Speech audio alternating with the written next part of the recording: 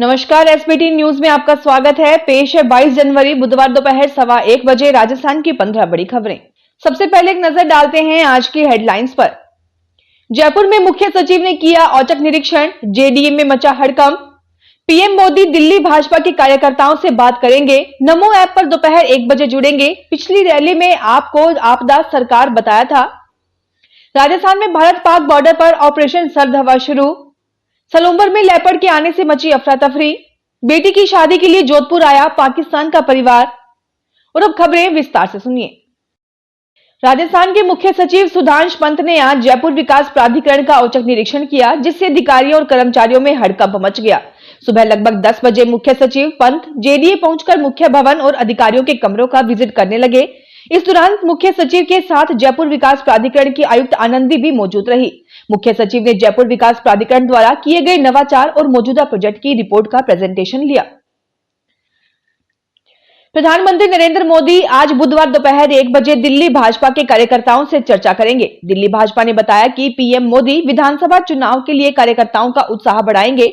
वे नमो app के जरिए कार्यकर्ताओं को दिल्ली चुनाव जीतने की प्लानिंग के बारे में भी बताएंगे। पीएम मोदी ने दिल्ली चुनाव के लिए प्रचार की शुरुआत 3 जनवरी को की थी। इस दौरान उन्होंने दिल्ली की आप सरकार को आपदा सरकार बताया था। उन्होंने कहा था कि सत्ता में खुद को कट्टर बेईमान बताने वाले लोग बैठे हैं, जो खुद शराब घोटाले के आरोपी हैं। ये चोरी भी करते हैं और सीनाजोरी भी।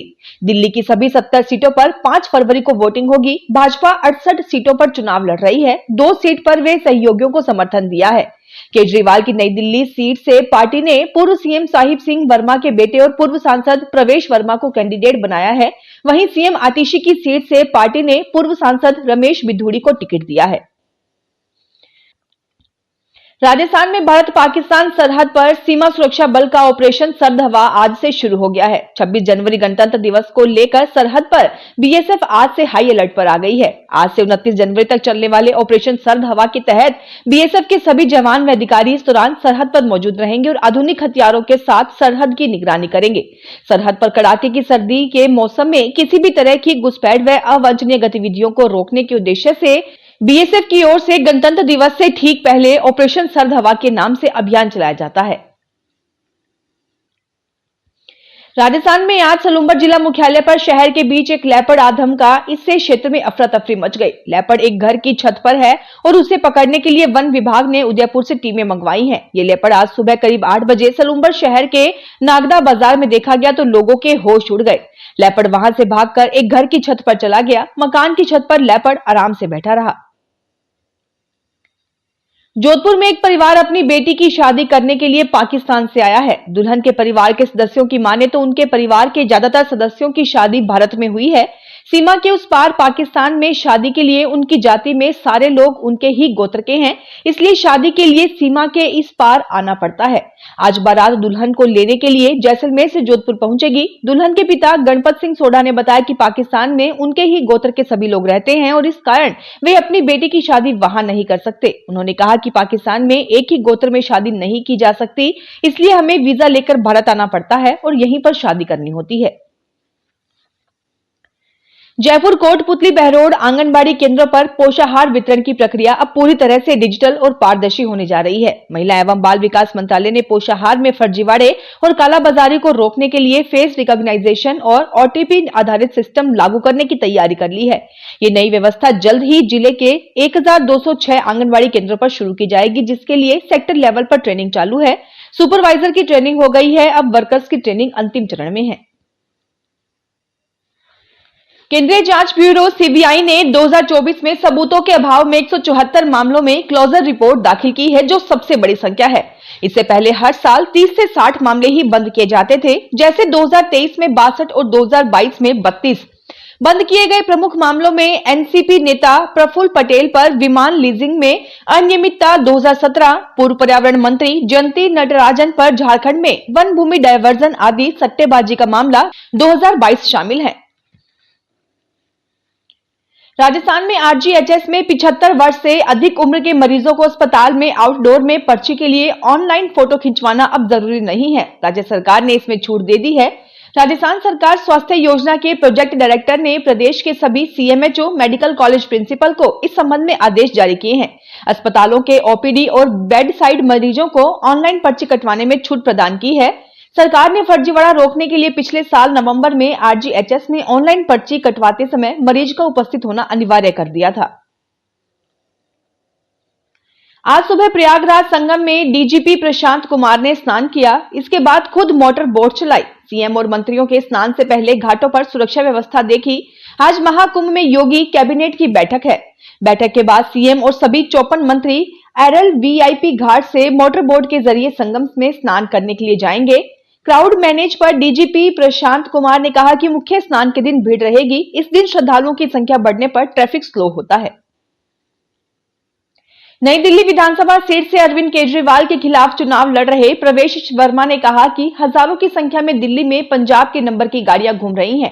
यहां 26 जनवरी मनाने की तैयारी चल रही है। यहां ऐसा कौन सा काम हो रहा है जिससे हमारी सुरक्षा व्यवस्था को खतरा हो सकता है। अरविंद केजरीवाल ने इसे पंजाबियों का अपमान बताया है। उन्होंने बुधवार सुबह एक्स पर लिखा कि दिल्ली को पंजाबियों ने संवारा है। जोधपुर शहर के 9वीं चौपासनी रोड पर सरदारपुरा पुलिस ने स्पा सेंटर पर रेड मारी। 9 विदेशी महिलाओं 17 लोगों को गिरफ्तार कर लिया गया है। इनमें 9 थाईलैंड, 3 महिलाओं और 5 युवक शामिल हैं। स्पा संचालक के खिलाफ भी मामला दर्ज कर लिया गया है। सरदारपुरा थाना पुलिस एएसआई विश्राम मीणा ने बताया कि मुखबिर से सूचना मिली कि सरदारपुरा थाना क्षेत्र के अंतर्गत 9वीं चौपासनी रोड पर वन मोर स्पा सेंटर में विदेशी महिलाएं कार्य कर रही हैं। स्पा सेंटर संचालक सहित 5 युवकों को भी शांति भंग के आरोप में गिरफ्तार कर लिया गया है। राजस्थान समेत देश भर के आयुर्वेद और यूनानी डॉक्टर भी मेडिकल और फिटनेस सर्टिफिकेट जारी कर सकेंगे। हालांकि सर्टिफिकेट स्टेट काउंसिल में पंजीकृत आयुर्वेद और यूनानी डॉक्टर ही जारी कर पाएंगे। बिना पंजीकृत डॉक्टरों पर नियमानुसार कार्रवाई होगी। केंद्र सरकार के आयुष मंत्रालय के अधीन भारतीय चिकित्सा पद्धति राष्ट्रीय आयोग नई दिल्ली के सचिव डॉक्टर सच्चिदानंद प्रसाद ने यह सर्कुलर जारी किया है। राजस्थान ऑयल इंडस्ट्रीज एसोसिएशन ने बजट पूर्व प्रतिवेदन में राज्य सरकार से राजस्थान को सरसों प्रदेशित घोषित करने के साथ सरसों एवं सरसों तेल पर जीएसटी, मंडी शुल्क एवं किसान कल्याण सेस समाप्त करने की मांग की है। एसोसिएशन के कार्यकारी अध्यक्ष लक्ष्मी नारायण गोयल तथा संयुक्त सचिव डीडी जैन ने जयपुर में कहा कि राज्य में सरसों पर 1% मंडी शुल्क तथा आधा फीसदी कृषि कल्याण सेस है। इसे समाप्त करना जरूरी है। सरसों प्रदेश घोषित करने से प्रदेश में सरसों उत्पादन बढ़कर 100 लाख टन से ऊपर पहुंच जाएगा। अभी प्रतिवर्ष करीब 50 लाख की पैदावार होती है। इसके बावजूद उत्पादन बेपड़ता होने से राज्य की करीब 60% सरसों तेल इकाइयां बंद है। उन्होंने कहा कि तेल मिलों को किसानों से सीधे सरसों खरीद की इजाजत दी जानी चाहिए।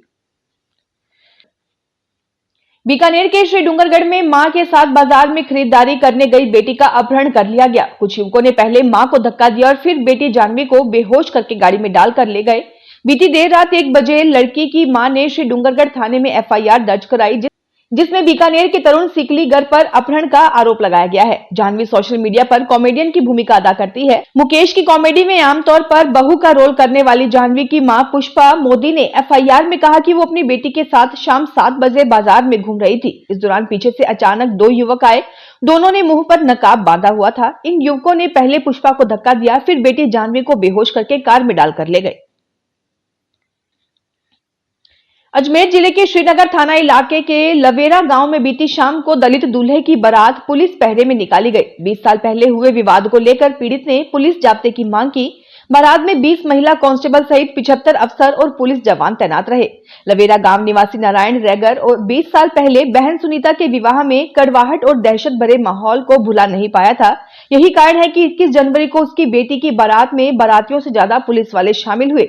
Additional SP doctor Deepak Kumar सहित 75 अफसर और पुलिस जवानों की मौजूदगी में दलित युवक की बारात घोड़े पर नारायण रेगर के घर पहुंची। फिलहाल इस बुलेटिन में इतना ही। फिर हाजिर होंगे और बड़ी खबरों के साथ।